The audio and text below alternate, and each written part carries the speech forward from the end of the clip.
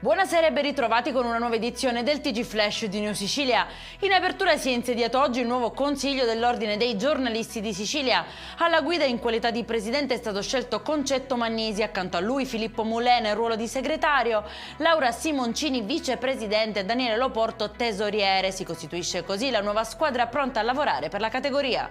Clima da Far West a Francofonte nel Siracusano. Arrestati 5 uomini tra i 20 e i 31 anni, sono accusati di tentato omicidio, porto abusivo d'armi e ricettazione nell'ambito di una faida tra famiglie criminali. 4 le sparatorie ricostruite, colpi esplosi anche da auto in corsa in pieno giorno, seminando il panico in paese.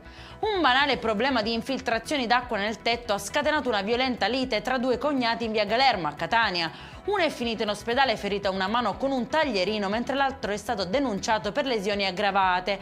A dare l'allarme è stata la moglie di uno dei due, allarmata dal rapido degenerare della situazione.